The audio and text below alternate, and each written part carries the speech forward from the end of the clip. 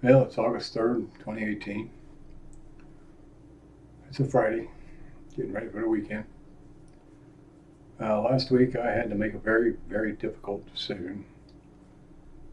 It's a decision that I had been praying about, meditating about for some time. And I made the decision.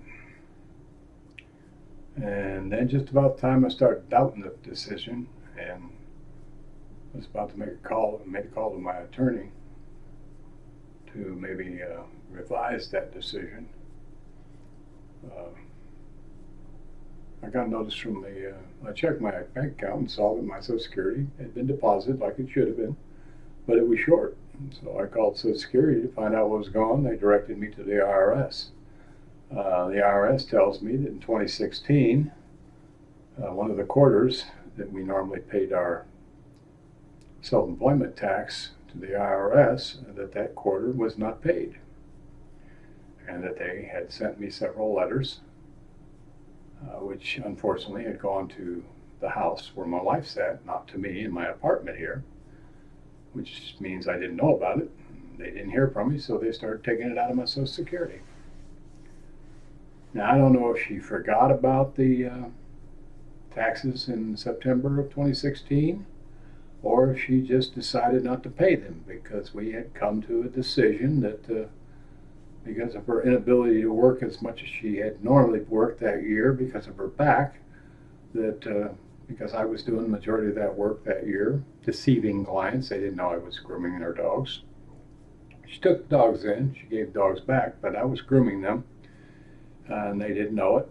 She schooled me at the time on the particular way these clients, because they were her clients, not mine, on how the dog should be groomed, and then she'd give them back to them.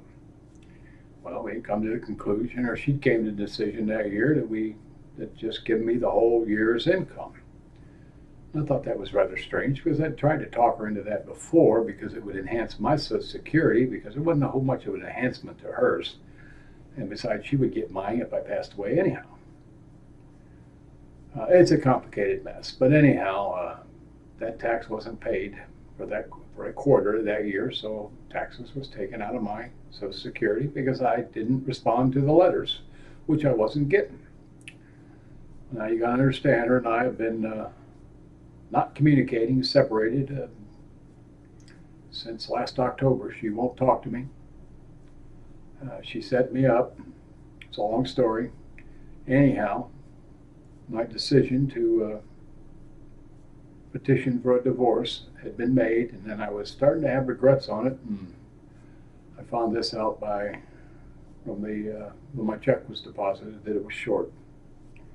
So on that, I did some more investigations and other stuff that I found out in the past that had led me to make this decision. She's been lying about a lot of things over a longer period of time than what I thought. So my decision still stands. I'm in the process of petitioning for a divorce.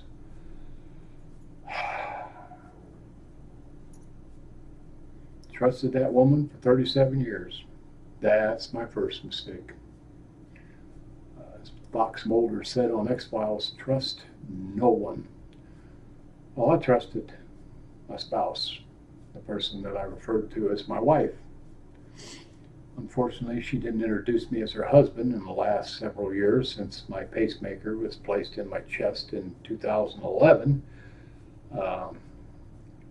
due to her overdosing me on naproxen. She was giving me 1,000 milligrams of naproxen at a hit for at least 7 days before I ended up in the hospital with heart failure. And bradycardia, my heart wouldn't keep beating. It just kept slowing down, slowing down, slowing down. I found out years later through researching the internet that naproxen, overdoses of it, can affect your heart. I don't know if she knew that back then. Again, I'm giving her the benefit of the doubt that she didn't know that, and she was just trying to be helpful with my pain. But my pain increased to such a level that I died. I said I passed out, but I think I died at the foot of my bed. And the Lord raised me up and got me to the hospital. And a pacemaker was put in my chest and saved my life. My health declined after that for a number of different reasons, and she began, I don't know what to think here. The gift of discernment from the Holy Spirit tells me that there's a lot of things that I provided excuses for that was premeditated on her part. It's hard to want to prosecute your wife in your own mind that she did something on purpose, but the Holy Spirit's telling me that a lot of this was premeditated. She didn't want to be with you. She wanted to be whatever she claimed to be, wanted to be alone numerous times. I said, being alone is not healthy mentally. People who are alone have more mental illness than those who are not. Well, I think in a way she did become alone because she cut me off after 2011. Pretty much had very little to do with me. I think she was living as if she was alone, because that's when I started noticing an increase in her emotional stability, her memory, she was suffering a number of things, dementia, bits and parts of things that were telling me something was wrong. In the last year, starting in January of 2017, things seemed to really decline quite a bit for me and for her. I was taking tramadol, which was her medication for the neuropathy in my feet. That's a long story too. It was practically sanctioned by a medical expert, said that it was all right, even though I didn't have a prescription. It's a perfect storm. Let's put it this way. When you're dealing with demonic spirits, and I'm realizing now, because of the gift of discernment and the word of knowledge from the Holy Spirit, that I was dealing with demonic spirits that were definitely influencing her. She was being demonized. And this all sounds crazy. Secular world won't buy this. But I know what I know, thanks to the Holy Spirit. Praise God for the 9 gifts that it shares with us, gives to us from time to time, according to our need in life. Well, she set me up last fall and got me put out. So I'm pursuing a petition for divorce. I had an offer that I was going to make to her. I told my attorney about it. He's, well, if you can talk to her and she will accept that offer, that'll simplify this divorce, and we can get this done pretty quickly. He said, I think you're offering her a whole lot more than what I would. Well, a lot of men would. I said, well, I've always given her more than what a lot of men would. More patience than what most men would, more tolerance than what most men would.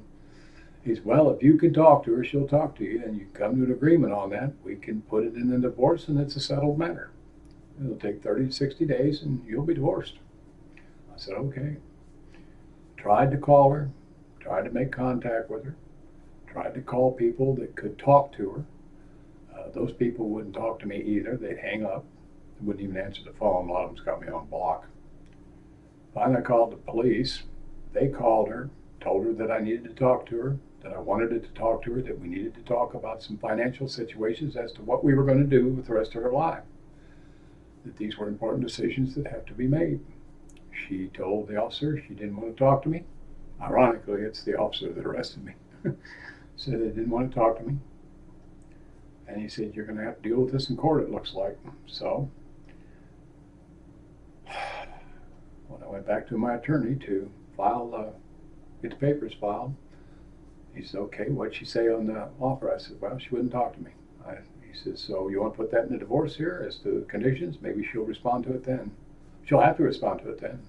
I said, no, that's off the table. So I was willing to make that kind of a deal and give her an offer she couldn't refuse, just to simplify this and be done with it and over with it. But if she don't want to talk to me, she don't even give me the respect to talk to me about the future of her business and herself and me and whatever, then no. He said, okay, then we'll deal with it under the laws of Texas. It's community property, and that's 50-50. I said, whatever it takes. That's fine with me. So the papers have been filed. I got the papers here in the mail the other day. I don't know if she's been served yet, but it's been a very difficult decision to make. 37 years in business, 37 years in a so-called relationship that I'm realizing now was only a relationship that she could use me, and then when I was no longer useful, she started abusing me. Well, let's put it this way, the abuse got worse. It's progressing. I'll see where it goes. It's a sad state of affairs. Um, at some point in the future, I'm going to try to deal with the fact that law enforcement needs to learn more about personality disorders and about mental illness. I think defense attorneys need to learn more about it, because my defense attorney, I had 2 contacts with him. When I did the free consultation with him, he was a paid attorney. He wasn't a public defender. And then the last contact was when I was in the courthouse, and he was negotiating with me in the hallway about the 3 options I had. One was a plea bargain. I didn't like it. I had been told by the bond company the whole issue would probably be dropped. The charges and everything would probably be dropped. Well, apparently she didn't want them dropped. And the plea bargain, it was for her sake, not mine. Everything in the plea bargain says that she was behind that plea bargain, that that's what she told the judge she would accept if I would accept it. I think. I don't know. But I got screwed. The money's not a big deal, a $500 fine. The other options was $4,000 a year in prison and probation and all kinds of things, and I just wasn't looking to fight her for a year. No, so I took the plea bargain. Basically, it says $500 fine, and you can't appeal the decision once I accept it. And that if there's ever an incident with a family member ever again, I will be automatically charged with a felony. Well, I don't have a family. I've got a son that's an estranged son. It's always had a fragile relationship with him. She pretty much has ruined that, destroyed that relationship completely. He has nothing whatsoever to do with me now, and has told me so. I have a sister that lives in Florida who's got issues herself. Her and I have not had contact. It's due to a family matter. Making sure I went and found my real father when I was 21 years old. And my mother was afraid I might get my sister and him together, so she pretty much kept my sister's whereabouts a secret from me and had little to do with me. I didn't know where my sister was until after my real father died in 2002. Then I began to have a somewhat relationship with her. Nothing, I haven't seen her in 50, 60 years, whatever. But then when my mother died, her and I talked a little bit more. But my wife's gotten to her, and things she has said, I can tell that my wife has been telling her stories. From what my attorney told me that was in the police report, which was totally ridiculous. What was published in the paper was totally ridiculous. None of it whatsoever is true. I conceded to the fact that I was accused of smacking her with a belt, which I did not do, but I figured if that would convince the authorities that she needed help and it would get us the help, I figured I'd admit to anything. So I did. Well, that got me charged. And I still felt that, hey, maybe this will expose her, this will get her, make them realize she needs some help. Nah. And if it did expose her, it didn't have anything to do with my charges. They reduced the charge down to a misdemeanor, and I pled a plea bargain on that. She's a very sick person. I'm not a psychiatrist. I'm not a therapist, but I lived with that woman, worked with that woman, slept with that woman, practically bathed with that woman for 37 years. Well, at least 30, until I had the pacemaker put in, and then all hell went, everything went to hell. I mean, it's at that point, you know, something wrong there. I've studied a lot of stuff on the internet about different mental illnesses, and I think I've got hers tagged, but I'm not a psychiatrist. I have no authority to be diagnosing her. Although the internet definitely gives you power with information and knowledge and education today, that if you could get an education, I'd probably have a PhD due to the fact of the studies that I have immersed myself in, trying to understand things in life. Never thought I'd have to do the research on her, but she's got a Jezebel spirit. Anyhow, so I'm pursuing a petition for divorce, which means she's doing now what I predicted she'd do many years ago. I said, you'll end up destroying this business. You always seem to take the destructive course instead of the constructive course. I can ask you to do something a dozen times that would be constructive, and you just ignore me, overrule me, refuse to do it. But all I got to ask you to do is do one time. One time, all I got to ask you to do is something destructive, and by God, you'll do it without question. You're out of the chair and ready to do the destructive thing before I can even finish what I'm saying. But when it's constructive, she ignored me, overruled me, did as she damn well pleased. She would not do the constructive thing. Not some kind of mental illness there. I don't know what that is, but it's been that way for a long time. So a lot of the times when I did something or knew something that constructive could be done, I had to do it on my own, and as long as it didn't depend upon her, it worked out okay.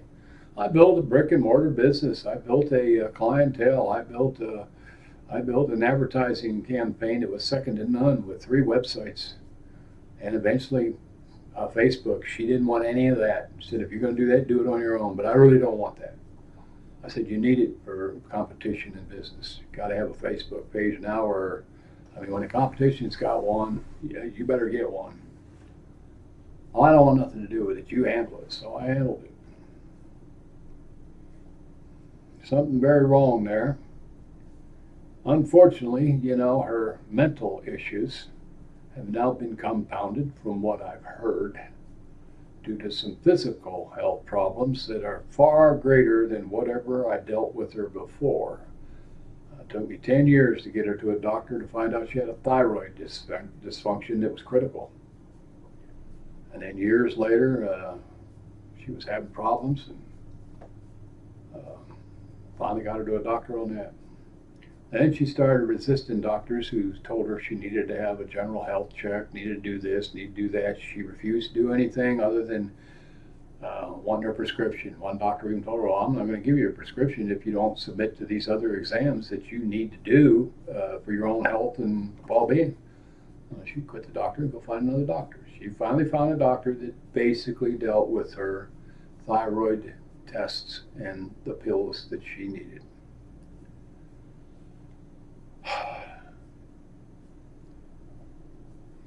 You just sort of throw your hands up at some point and say, well, whatever. I had goals for the business that were undermined. I had visions for the way the business was supposed to be operated to bring it to the maturity and the profitable level that it could have been. That didn't work because it required her cooperation, and she would not cooperate. I got a licensed vocational school through the state of Texas for teaching pet grooming. I had to practically get on my knees to beg her for help in order to get that done. Finally got it done. I said, then you don't need nothing more to do with it. I'll run the school. I'll take over. I'll do the instructions. And then once I got it all approved, I compromised myself, and I said, well, look, I'll do this amount, and then, with the areas that you're talented in, the areas that you've got expertise, if you don't mind, we'll have you go in and deal with the students and expose them to some of the areas of your expertise, because you got some areas that are a lot stronger than mine. Well, I really don't want anything to do with it, but okay. Well, she's always had a way of undermining everything I did. She's always had a way of causing me to end up spinning my wheels where I couldn't accomplish anything. She undermined employees that I hired to the point where a lot of them felt that she didn't want them there, so they quit. She interfered with the 2 students that we had. 2 weeks into their training, she stepped in there and undermined my training, the procedures that I was teaching them, that were safe procedures so that no dogs or themselves would be injured in the process of learning certain skills until they at least learned other skills of handling the dogs in a safe manner, so that I could then teach them more advanced procedures. But she had to step in there and teach them advanced procedures before they were ready Never consulted me about it. Just went in there and started, so let me show you a better way of doing that, undermining me. Then I lost the students because they felt I was not teaching them adequately, that they could learn more from my wife. I tried to explain to them that, hey, you know, you will learn those procedures when I feel you're ready for them. At this point in time, you're not able to handle the dogs and control the dogs in a manner that would allow those procedures that can be hazardous if you don't have control of your management of the animal, and I'm not ready to teach you those yet. Well, I'd lost them. She had taken them away from me. They now wanted to learn from her, not me. She got them to disrespecting me and basically overruled me. And one day, one of the students, I said, "Why are you doing it that way?" She said, "Well, I'm just doing what Pam does." I said, "No, you are to do what I tell you to do. That advanced procedure is not to be done until I feel you're ready to do that." Well, I've lost the students. She come in there and undermined it. She did the same thing with employees. Turns out, as time went along, I realized that anything that would take attention off of her, a person, a place, or a thing, she would discard that from her reality. She didn't want students there that might take attention away from her. She didn't want employees there that might take attention away from her. She certainly didn't want to allow the employees to interact with clients because that would take the attention away from her. Then this is part of the behavior of a narcissist. I'll advise you right now, if you're in business with a narcissist, look it up. And if you're seeing these strategies, these traits, run like hell. Get out of that business. Get away from it. Go start something else. You're in trouble. You are in trouble. Not today, maybe not next month, but at some point you're going to be in big trouble. And she will cut your throat, or he will cut your throat. I mean, this isn't a male, female. It's both ways. I mean, there are narcissistic males as well as there are narcissistic females. But I advise you against going into business with one unless it's the kind of business that the female is supposed to be the one getting the attention all the time. But if you really requires their cooperation for another person or a place or a thing to take the business to a maturity level, you're in trouble. It ain't going to happen. They will eliminate anybody that they see as competition for attention. And if your business depends on additional people, it's not going to happen. I think that's why a lot of dog groomers, to be honest with you, are sole proprietors, because a lot of these women, and there's nothing wrong with being a narcissist, there is healthy narcissism. We have people that contribute to the entertainment field that are great actresses and actors who are narcissists. And the movies, the roles they play in, get them the attention that satisfies their need. So there's healthy narcissism. Now, we've heard about some actresses and actors who demand more than what they should, and it becomes a problem. A lot of them find it difficult to get a job at some point because nobody wants to hire them because they're so difficult to work with. Because a little attention, the normal attention they'd get through acting around and so forth, is not enough. They want more. So anyhow, I'm not saying that all people who are narcissists are not healthy people. And not all narcissists are females, but there does seem to be a predisposition in the pet grooming field, especially with women, because 95% of the pet grooming field are women. It enables narcissism to exist. So don't go into the pet grooming profession. More than likely the women that are in it, especially if they are not wanting employees, it can be a very difficult situation. There are pet groomers out there that have employees that have very successful businesses. But if they hire an employee that is a narcissist, they're going to have a problem. That's why it's so difficult for them to hire people. If they get a good crew together, it only takes one narcissist to be hired later on to come into that mix to cause problems. But that's pretty much the same thing with a lot of situations where more than one woman is involved. It all goes back to Eve, doesn't it? Eve wanted attention, and the devil talked her into, you eat of this fruit, you're going to be as smart as him, and he's going to want to give you attention because you're going to be like God. Well, that tripped her trigger. I don't know, I'm rambling on like an old man, so I'm way off course for what I started this for. I don't need to inform the public that, hey, I'm pursuing a petition for divorce. I was going to put it on our Facebook page. What for? It doesn't matter. And in a way, this is not a good thing to do because I'm feeding my narcissistic, soon-to-be ex-spouse. Because they like attention, and this gets her attention. It's not good attention, in my opinion, but a narcissist doesn't really care whether they get good attention or bad attention. I mean, what she did last October pretty much has killed the business, in my opinion. Now, she may win some people over. I know the nature of the business, and she may survive for a while. But I got news for you, sweetheart. That business is mine. It's marital property in the state of Texas. So be prepared to get yourself a nice big fat loan and buy my half out. If you want to keep it, you're going to buy my half out. The house, the business, property, all of it. If you want to keep it. But, I don't think you really want to keep it because you've pretty well done what you could to destroy it. You won't make it even if you hire employees now because you're too narcissistic. You will it'll never work for you. You've had 37 years to try it, and it's never worked. And I'm not the problem there. You were. I did all right with employees until you stepped in. I did all right with the students until you stepped in. And you'll have some employees that the minute they start getting attention, you're not going to like that. So it won't work. I know that. You might get away with it for a little while. It's not going to work. And if your physical health that I'm hearing about is true, I don't think you want the property. You probably will benefit too by selling it. We will sell that property. That property will be sold by the court, bottom line. And I doubt that you'll have much because of your debt that you have not paid on. I know I won't have much because if they come after whatever we get out of the sale of the house or they put a lien on the house, I don't know if they can even do that. But if they do, we're not going to come out of this with anything. You've pretty well destroyed everything. It's over. You just don't know it yet. I think I've been telling you that for a while too. I think, that's why you don't want to talk to me because you're afraid that I'm going to say these words, I told you so.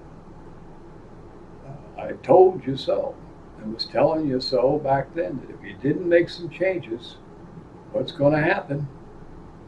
Well, it's happened.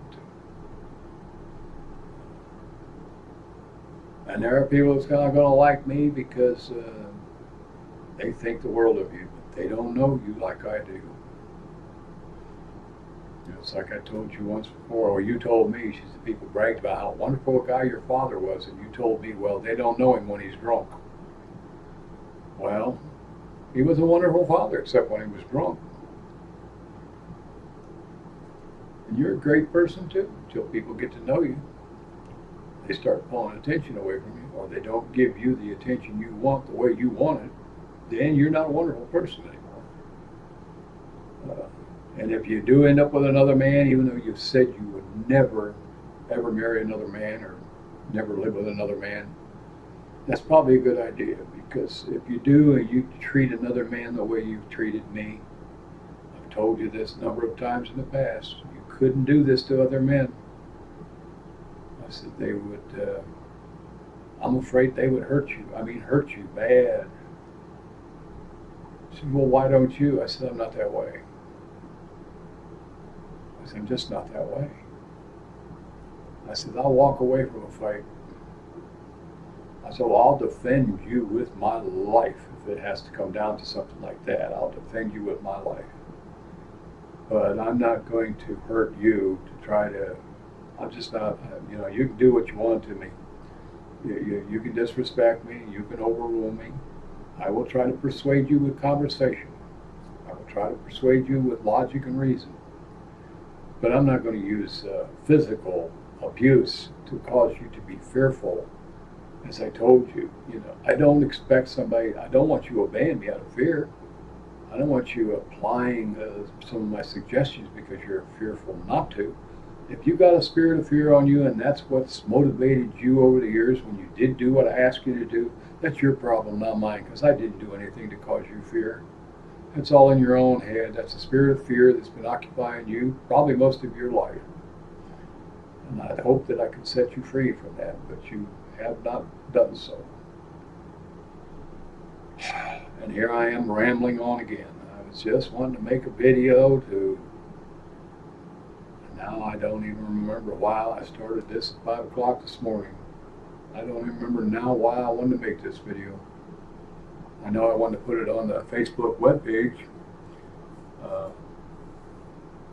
I'm not looking for an argument with customers who believe you're the cat's meow. And I'm not looking to deal with people whom you have persuaded into believing that I'm a real, mean, evil, wicked person. I'm not, but you've got a gift of persuasion. I mean, you could sell that lousy amateur dog grooming before, during, and after, and people bought it. I was so surprised that they did. I couldn't understand it. I figured, well, you know, it's like people listen to music. Unless you're really off key, they don't even realize you're off key by a little bit. They don't know any better. And most people that take their pets to pet groomers, they don't know the procedures, whether they're safe or not. They don't know how they're treating the dogs. All they know is they like the person, and if they like them, they'll give them their dog. These are the same people that question so much about who's caring for their children, or are they? I don't think they're really questioning that much either. Some are. Some get smart. We've had some customers that came in that have been smart and started asking questions. Want to know about this and that. Well, you knew the right answers. You knew the right answers to give them. But that's not the way you treated their dogs. I know. I was there. I watched you. I'm the one that put a stop to a lot of your mistreatment of animals. You get the dog's mutual cooperation. You don't abuse the dog to get them to cooperate like you did your husband. Both of them. Me and the one before me. Yeah. I don't know. I want to say I feel sorry for you, but you wouldn't know what being felt sorry for is like. You would know what empathy is like. What you have done to your previous husband and your 4 children and your family should have been the first thing to tell me that, you know, you don't want to be hooked up with that person. Then I didn't really want to be hooked up with you. I prayed to the Lord and told the Lord, I said, I don't know how to help her, but she seems to be looking to me for help, so you're going to have to help her. You're going to have to help me help her, because I don't know what to do. I turned it over to him. So he kept me with you for at least 30 years. And then in 2011, he tried to remove me because you were trying to kill me. And I can be called a psych patient if one, but I know what I know that I know. You tried to kill me with those medications. You overdosed me. I don't know what you expected to happen, but you damn near killed me. And that's why you were so frightened when you went in the hospital and found out I was in surgery, because they found out what was wrong with me. If I'd have told them about the naproxen and what you were doing, there might have been an investigation. But I didn't tell them because I didn't know. It didn't occur to me. Came to my level of consciousness much later that, my God, you could have killed me with those. You shouldn't be doing it. Now I find out that you were taking my prednisone, and you even told on yourself. And that's the thing about narcissists. They will tell on themselves. At some point, they'll tell on themselves. I was saying I was so tired. I said, I just wish that I had the energy I used to have. I don't have it. When you said, well, take one of your naproxen. I said, I do take naproxen. I take a quarter of a tablet. She said, I'll take a whole tablet. I said, well, the doctor told me to take only a quarter of a tablet. It's to help my breathing. It's not for... She said, well, it'll give you a lot of energy. I said, well, how do you know that? She said, well, I take them. So now I understand why you had to go get them refilled when you claimed you had dropped them and a half of them went down in the sink. So you went to the doctor and told him that you needed some more naproxen, not naproxen, prednisone, because you had spilled them and lost half of them down the sink and you needed some more. Because you were taking them. They didn't go down the sink, you were taking them. You didn't drop nothing. You lied to me and you lied to the doctor in order to get more of that prescription. And you were told, I was told, you cannot take a whole one of those because they can cause you to end up with diabetes and a number of other problems. So I don't know if you're having problems with your kidneys today or not. I heard you had cancer, and you had part of your colon removed. I don't know if that's true. I've got no verification from anybody, so don't go looking to your neighbors to retaliate against them or your family, because I've had no contact with those people, and the ones that I tried to contact, they won't tell me nothing. You're secure in that. Nobody's told me a thing. But there are other ways to find out other than talking to neighbors, friends, and relatives. There's other ways to find out. I mean, you know, may have isolated me for years from people, but I'm out here now and I'm with people. I was in the hospital for 6 weeks myself. I got to know people. People knew my situation, what was going on. And you run into people and they tell you things that you never knew you before. So, yeah, this figures. Now I'm probably being told I'm not supposed to talk. Oh.